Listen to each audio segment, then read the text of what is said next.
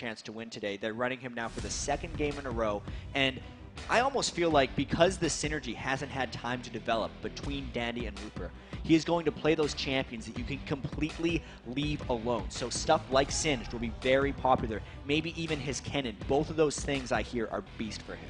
So let's have a look then. Gambit already got their 3 bans out there. Caitlyn, Lee Sin, Thresh banned out on the other side. Aatrox Zed, and that ever so popular Corki from today. Yeah, we heard the sighs from the crowd as Lee Sin got banned because we're not going to see the Diamond Procs Dandy battle for the blind monk there. But of course, if Shen's available at first pick, Gambit is going to take it. Yep. That's just the way Gambit plays. Or Shyvana, possibly. Let's not just get carried away too much on this one. Yeah, if this was not the World Championships right now, and if I'd be like, man, maybe we're going to see a top lane Shyvana from Looper. Maybe he's just going to try to blow everyone's minds right now because we've seen a little bit of top lane Shyvana, but they haven't locked it in yet.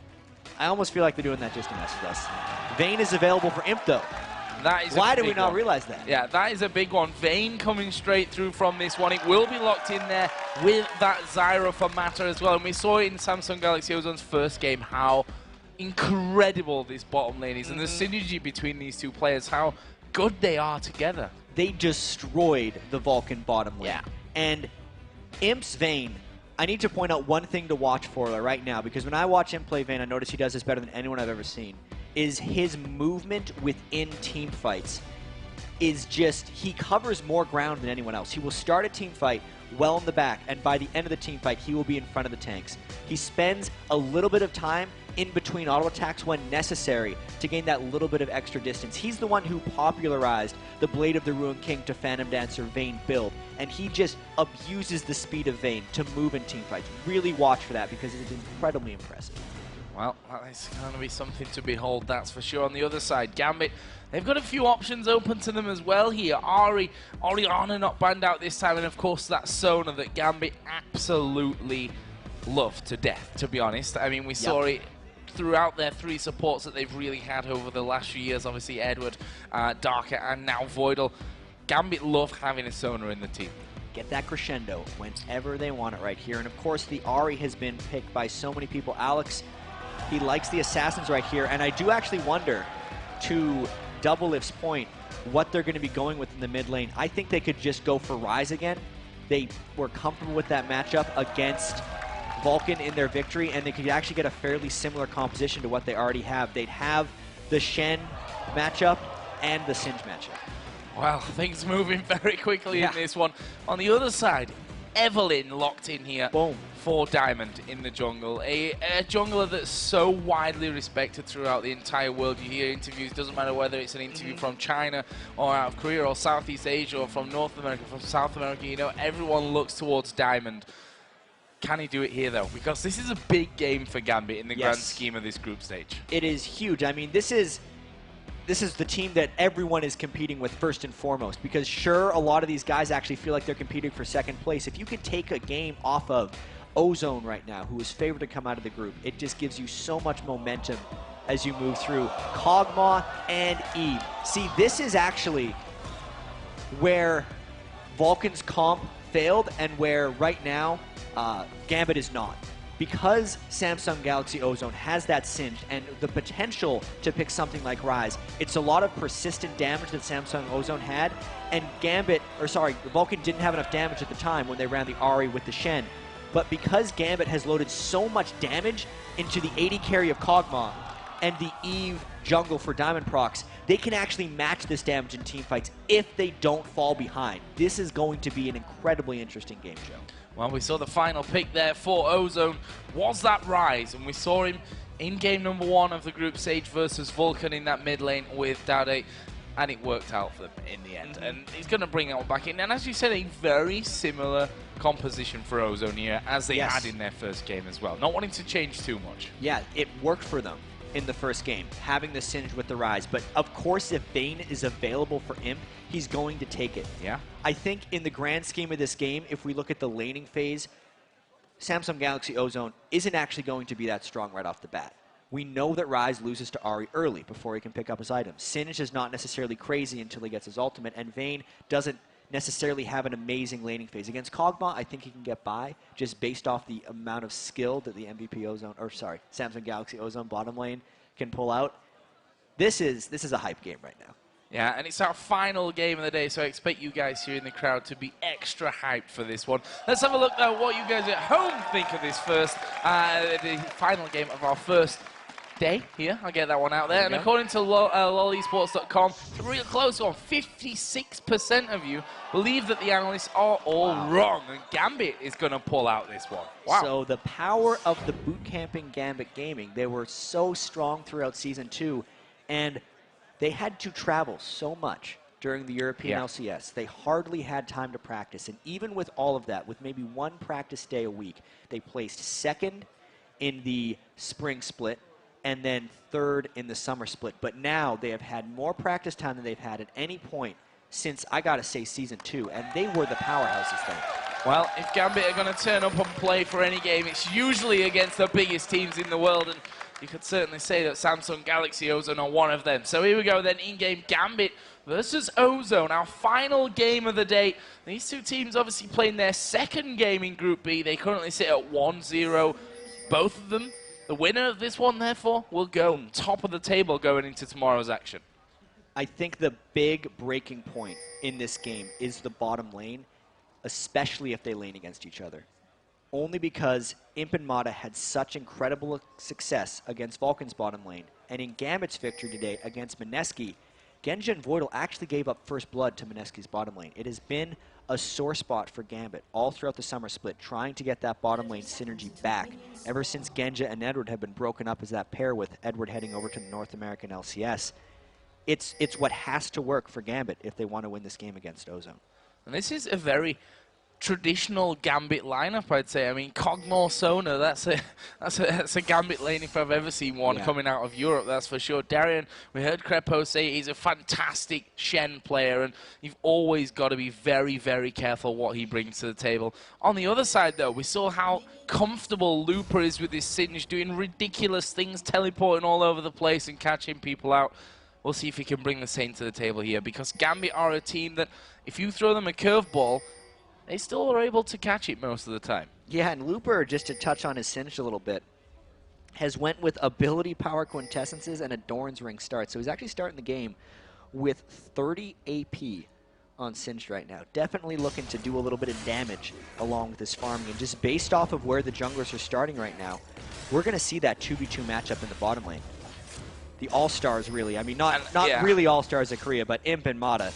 We've talked them up a lot on the analyst desk. We have, and for good reason. And I think we'll be seeing more of that in this game. They're not a bottom lane that you expect to come into a game looking a little bit off, especially with Imp on that vein. But Genja, very, very experienced AD carry. Same can't really be said for Voidal. He's had the time in the LCS.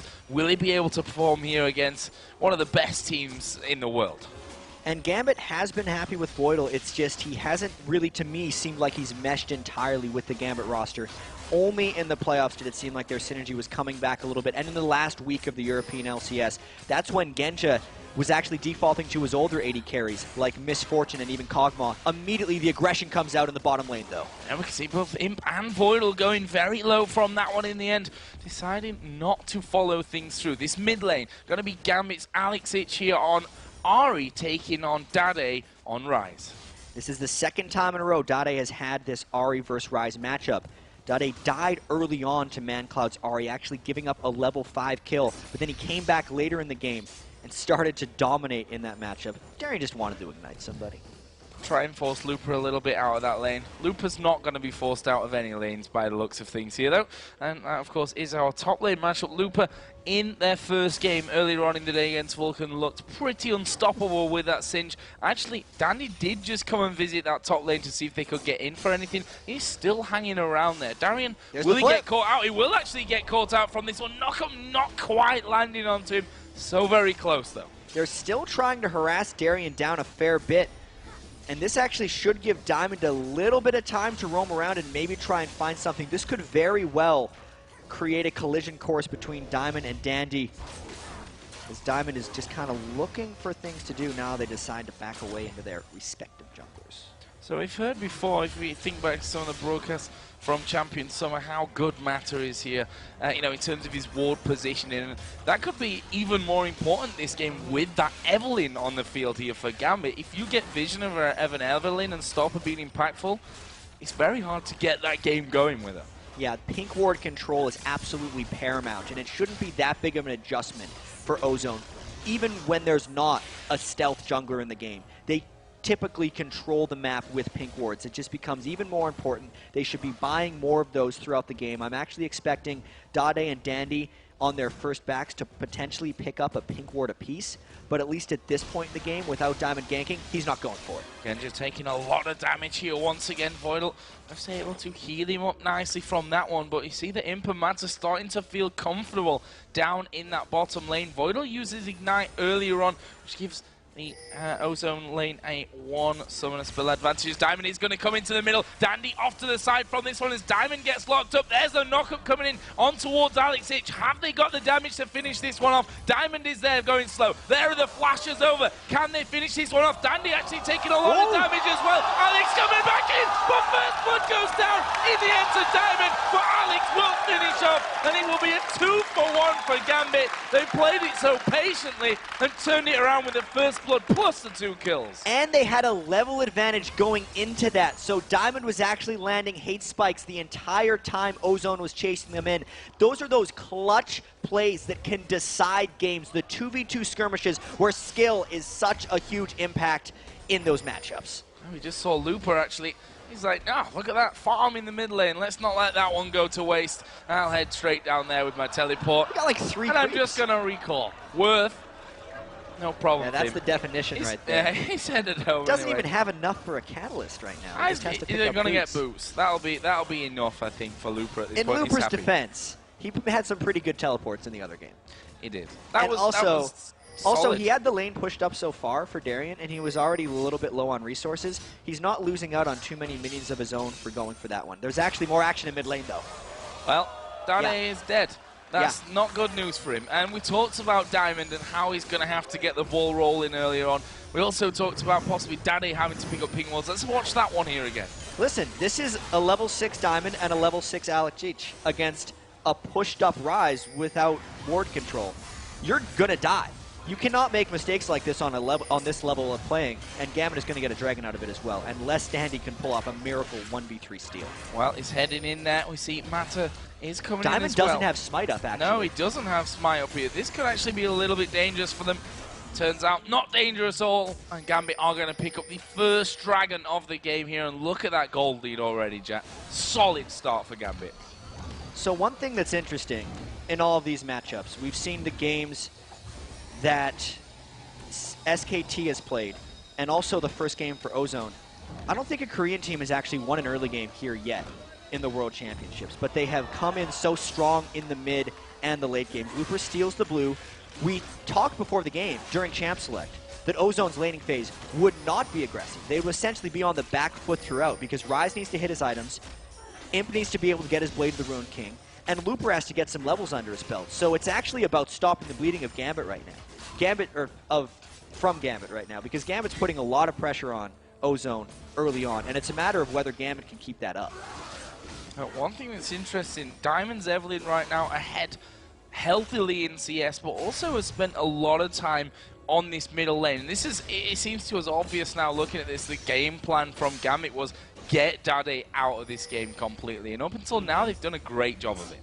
As long as they can keep his farm down. That's the tricky thing about Rise, is you see them die so much, but if they're farming, it's good. Oh, Mata! Look at this! Wow, that was a terrible miscalculation. Voidal threw down the Ignite there as a flash came in from Mata, and the kill picked up, and that was all just very messy coming out of Ozone. What is happening to Ozone right now? Because with all the talk up right now, those are a couple mistakes they've made here. Dade losing himself in the mid lane, not recognizing that he was against 2 level 6s, and then in the bottom lane, Mata flashing in to not get a kill back. 3,000 gold lead already at 9 minutes for Gambit, who were the Season 2 powerhouses, and, you know, calling them a dark horse because a lot of them are predicting them for 3rd in the group is a little generous, but man, they're playing well so far. Oh, there's Diamond meeting Dandy inside of the river, slide away as that pink ward was put down, but Gambit have got a pink ward of their own, and they control that vision a little bit longer there in that lane. Top lane, we see that Looper, despite the time that he's had here, is still behind of Darien, and this is one thing that Darien does well. He'll quite happily sit on his island in that top lane and just farm away. Got a lead there, he's happy. And Dandy needs to make a lot of plays here to get to get Ozone back in the game. He had 90% kill participation in their win over Vulcan, and he's got 100% kill participation right now. They just got to get some more kills. He needs to be able to create for them.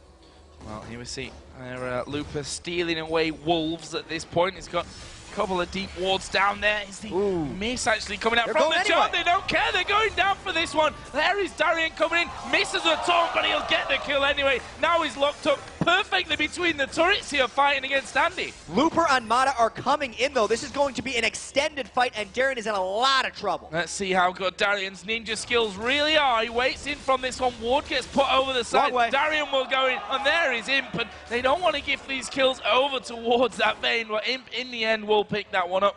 It was a 1-for-1 trade in the end. Dade it was that went down, so he's continued to be shut out of this. Once Alex missed the charm, Gambit should have fallen back from that one.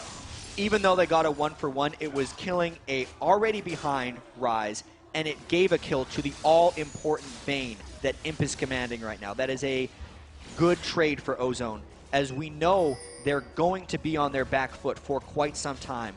They just need to hit their items, and then we're going to really start to see this game take off. Yeah, freezing up that lane nicely here is Imp. Have a look down his items right now, upgraded to those Berserker Greaves. Himself that Vamp Scepter in there with a single Doran's Blade as well. On the other side, Phage coming out for Genja, along with the Berserker Greaves and double Doran's Blade. 2 games that we've seen Genja, and he's not picked up more than 2 Doran's Blades. Well, if he's going for a Trinity Force, he's got to pick a lot of components already. Double Dorans is already a little much for someone who does Trinity Force. Most Trinity Force users just go for the 1. He's hitting pretty darn hard here right now, though, and the Phage on Kog'Maw is actually a little curious. For some reason, I thought he was on Corki all of a sudden because I saw the Phage, but maybe we could see a Trinity Force Kog'Maw coming up. This is a little weird. Well, if we're talking about AD carries and going a little bit weirder than the rest, Genja is possibly the prime example of that one. Meanwhile, Diamond is down on this bottom side. You see they gain that pink ward control. Imp is low. Imp is in all kinds of trouble here. Stranglethorn's going to go down. Will it be able to escape this one? He's actually burning here as Looper comes down. There is Dandy as well. Now it's Genja that's in trouble. He will fall. There's a kill onto Voidal. And now Diamond trying to get away. Flashes out of the Cataclysm, but Looper is charging in after him, decides not to keep going with that one with Alex coming down, and in the end, it'll be a 2-for-0 for Ozone. Brilliant bait right there by the Ozone bottom lane. Imp moving so well to escape that one. That was just total domination and outplay, getting the teleport to come in after Gambit had fully committed to that fight. And Darien had his wave pushed so far back that he's still struggling to get some damage down. Yeah, only just got onto that turret to start getting things going. Got it down to less than half at this point, but Looper is already well on his way back towards that outer turret, and I don't think that Darien not going to be able to finish that one off with this wave. I say that, and Looper's headed straight towards those minions, and Darien, a man who's definitely not scared. We've seen that many a time from him in the European LCS and in previous other events as well, that he will quite happily stand on that turret and risk his life a couple of times. Let's call it that. Yeah, he doesn't mind dying as long as it's better for the team, or even if he's already died a lot, then he's just willing to die a little bit more. Yeah. I think Gambit here does need to be very cautious about the potential of Ozone's team composition as far as just overall scaling goes, because while Gambit has loaded in a bit more sustained damage, there's still a little bit up front, especially from Alex Ichizari. It's going to be hard for him to be effective later on in the game if Looper and Dade get too much farm. So far, Gambit's done a very good job keeping Dade down, but Looper and Imp are getting going a little bit. And Alex can really only pick one as far as what he's going to kill, and knowing how elusive Imp is, life actually could become fairly difficult for Gambit, despite this large early game advantage they seem to have been building up. And a lot of teams that we've seen today playing against the Koreans have had early game advantages, only to see it slip away from them. These are teams that you have to not only kind of beat down early, but you have to make sure you tread them into the ground afterwards, because they will rise up and take you straight back down with them. There's Darian and Lupa once again, bashing heads basically up in this top lane. They're very even on CS and in terms of kills and deaths right now. Genja in this bottom lane has still that lead over him, but that kill earlier on, you can see, leaves them very, very even overall in gold. There's about 70 difference between them. It's a couple creeps at the very most, and that's actually exactly where Imp wants to be, at least in the laning phase, because he knows how potent he can be in team fights. Diamond looking to stop this as well, though. They know Looper does not have his teleport up, and that would be a very bold dive since they have not even gotten harassed down onto Imp or Mata. There is a flash up for Voidal if he wanted to go for a flash crescendo. This is a very interesting thing. Diamond is still sticking around. If they get the fourth in for Alex, though, without counterattacks coming, it would be good. Diamond gets spotted. Yep, spotted there by that pink ward. Actually, he's going to go in here on towards Mata. Are they going to be able to get Shen involved in this one? Stan United coming down. Strangle Thorns will stop it, but here comes Alex from the side. Mata blown to pieces, and Gambit forced them away. Should be able to get that turret here. Actually, the mini-wave actually pushing back against them. However, Dragon is available. Meantime, Looper is taking the top turret. 5-man squad for Gambit only results in 1 kill, and this isn't even really an objective gain because they lost one as well in the top lane. If they give too much lane control to Looper Singed, second game he's pretty much ever played on a big stage, and he's playing fantastically once again. It was a nice idea from Gambit, but they almost overcommitted, giving Looper a bit too much time to farm. The Shen ult was unnecessary. Yeah, and we can see earlier on we were talking about Darian versus Looper, how even it was in terms of creeps, despite them bashing heads and constant aggression against each other in that lane. It's actually really excelling now for Looper, up 140 to 116 CS. See if Darian here, with a couple of waves being pushed against his inner turret by now, whether he'll get himself back up to standards with that one. On the other side of things, we could probably check in with the items between the AD carries here once again. Genja picking up that Zeal, headed up towards that Trinity Force. That is going to be a Trinity Force Kog'Maw.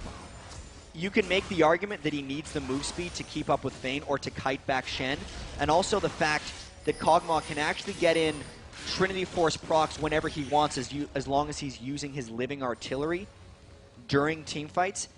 It could work. I'm not calling it out right here because Genja has been known to find some brilliant builds in the past. He also built Tia on Varus. That was not as brilliant, but this one has potential. This one has potential, and we're not going to judge it before we've seen the end result. We saw Dandy there in that top side of the brush here, and won't take much really for him to be spotted, but he's still there. There is Flash and Barrier up on Genja and Voidal, though. Plus, if Diamond gets around, he's going to have that Eve ultimate up in time. Dandy, even though he's still got that 100% kill participation, has been spending a lot of time waiting around in this game. And he's still waiting around here on the bottom.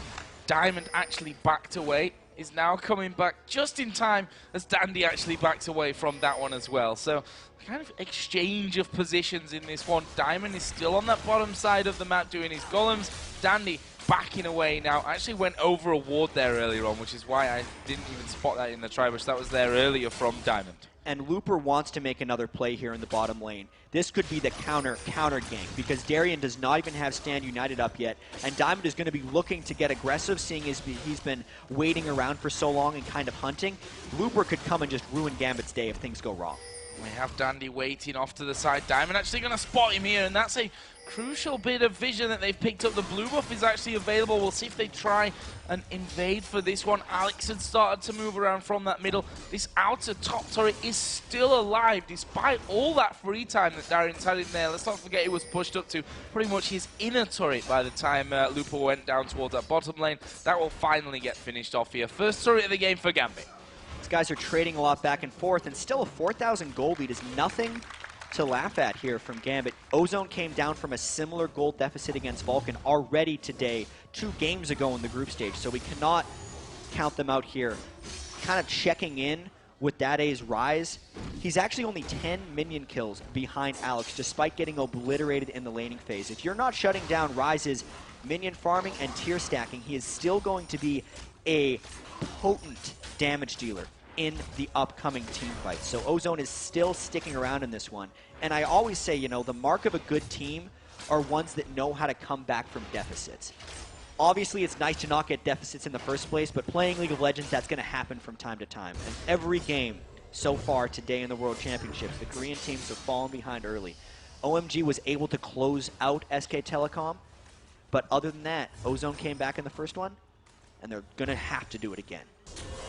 Well, interested to see how Alex's impact will really sway this game here as well. That DFG now in there and finished, but he's been relatively quiet, trying to sneak down toward this bottom lane a couple of times. Didn't really get the free time to do that one, and has not been able to get in there on towards Dade either for a 1 versus 1 kill. So he's been relatively quiet from that one. It's not obviously going to stay that way. This game kind of quick at the start, a little bit slower as the last few minutes have ticked away, but at some point this one's going to explode.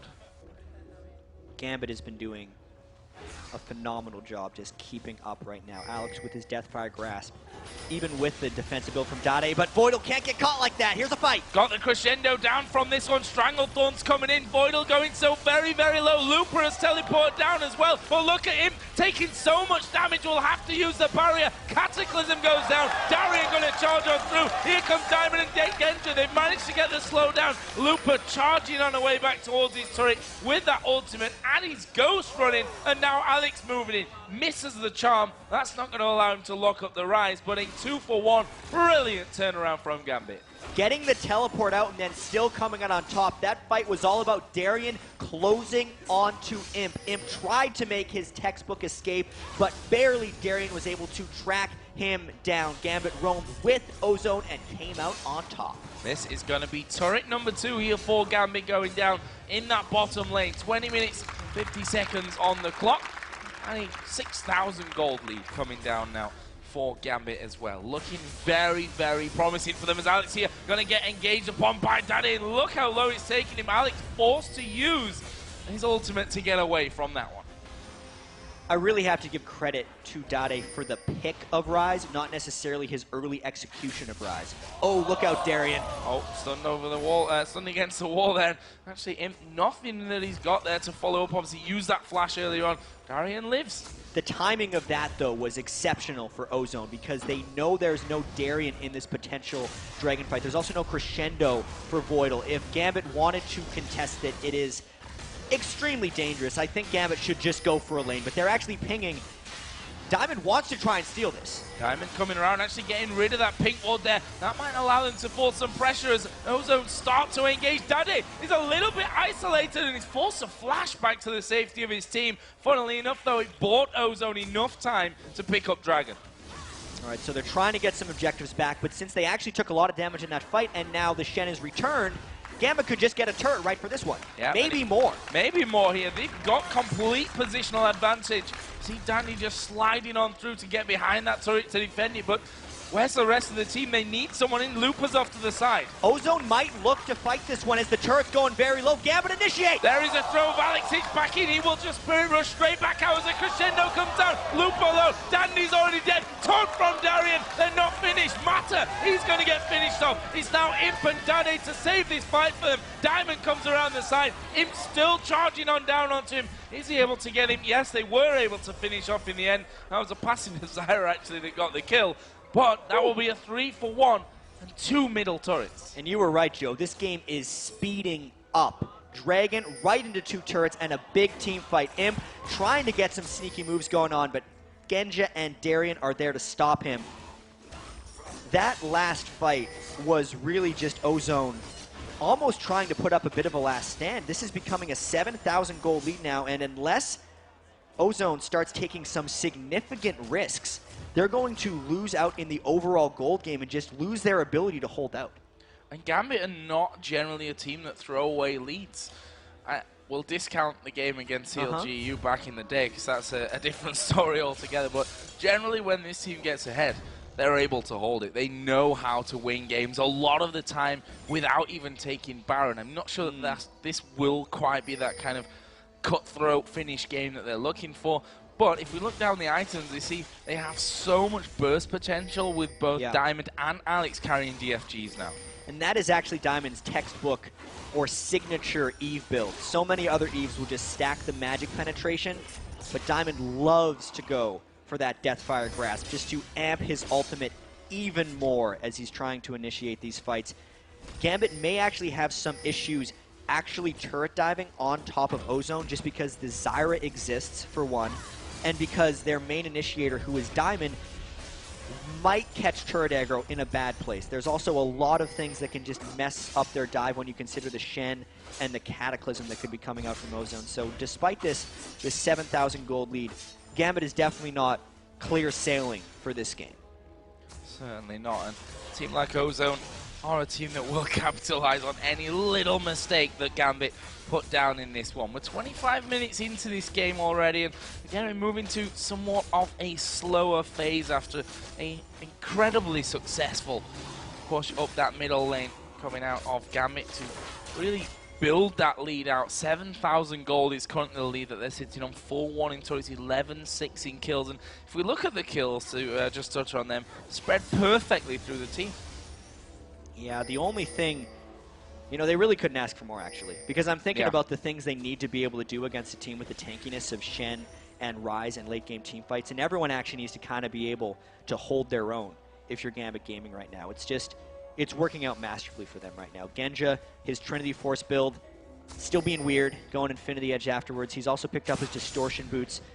He's really just going for that extra bit of mobility and does not want to get caught in a bad spot by either Jarvan, Singed, or Ryze.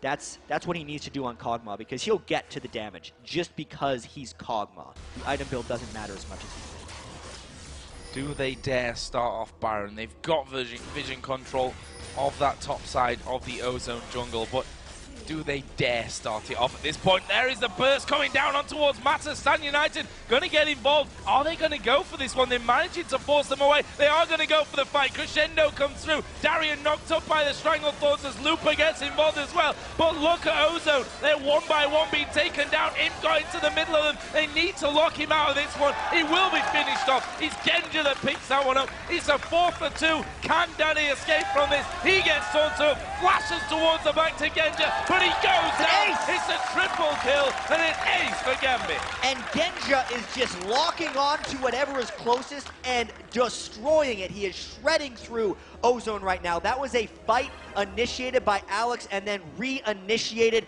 by Diamond. Gambit, that boot camp is paying off for them right now. They are in control of this game.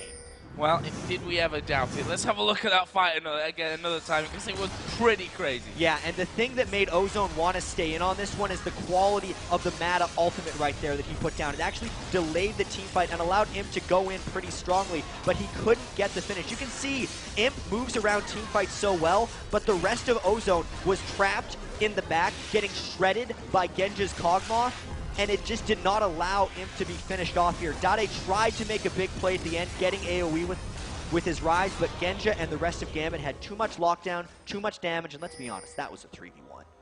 Yeah, definitely. If you look down the kills here once, again, that actually one not. Alex there getting in. That's what he was aiming to do last time, 100-0. This time it works out very, very nicely for him. That gives us a 5v4 at this very moment, but we can see that Ozone trying to push this mid lane out. They don't want Gambit having an easy time of either the Dragon or the Baron at this point. And Alex actually had to flash away after he picked up that kill on Mata. I almost have to say that picking up a 6th kill on an already 1-in-5 support in expense for your 7-1 AP carry assassin mids, ultimate and flash isn't necessarily worth it.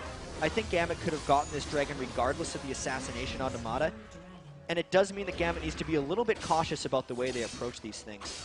Only because Imp on Vayne, Dade on Ryze, and just the amazing scaling that Ozone has means Gambit still needs to pick their fights properly. They can't get too antsy, and they can't get too anxious about going in, because one tower dive gone wrong, especially with the kill streaks that so many people on Gambit have picked up, would swing back that gold lead tremendously. So here we go then. Baron started off. Singed is down the bottom here, but Lupa does have teleport, so he can get involved here if he so wishes, if they even realize that Gambit are going to be doing this one. They've not seen them for such a long time. They must feel that something like this is going to be happening, but they're not really in a position to challenge for that whatsoever. We see both Imp and Mata going back. Looper is going to be taking down the outer turret in the bottom lane, but Gambit with a solid pickup of Baron. They're now over 10,000 gold.